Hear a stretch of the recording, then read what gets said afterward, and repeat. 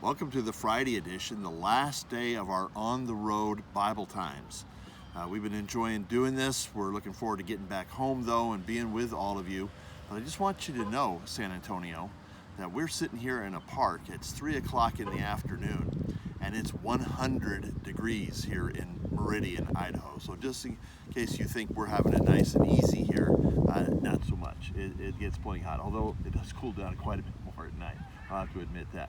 But anyways, we're here today to look at 2 Kings chapter 6 and 7. And parents, you might want to think carefully about how you go through this with your children, because it's more wars between Syria and Israel. And when Syria besieges Samaria, some bad things happen inside of Samaria. So you might just want to think about how you're going to go through that with your children. But the thing that I want you to see is God continuing to work through Elisha, establishing Elisha as his man, doing mighty works through Elisha, doing compassionate works through Elisha, expressing God's heart towards his people. And early on, is when Syria started to come against Israel, every time Syria made their plans, God would reveal that to Elisha. Elisha would reveal it to the king of Israel, and they would know what was coming. And the king of Syria thought he had a mole inside of his system there, but then they found out, no, it's Elisha the prophet. So he goes after Elisha, and he sends his whole army, chariots, horsemen, the whole thing against Elisha. And when they got up one morning, Elisha and his servant, the servant looks and sees that the hills are covered with the armies of Syria, and he's saying, Elisha, what are we going to do?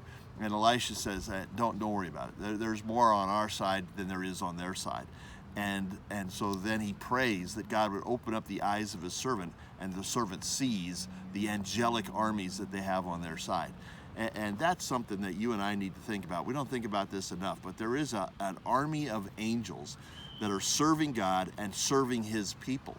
And so wherever we are, whatever we're going through, God has his angels at his disposal to work to serve us and to protect us. And who knows how many times you may have been protected by an angel, just like Elisha was here.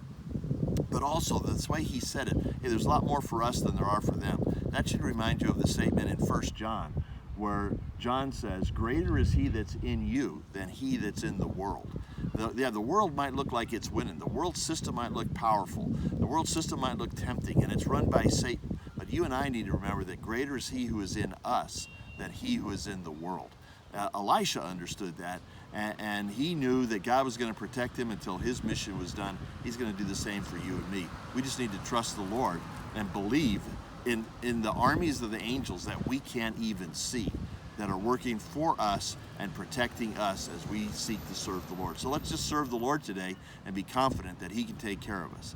And like I said, we're thankful that we were able to do these on the road Bible times with you. We're looking forward to getting home and doing them with you right there in San Antonio. And we'll see you soon for more Bible time.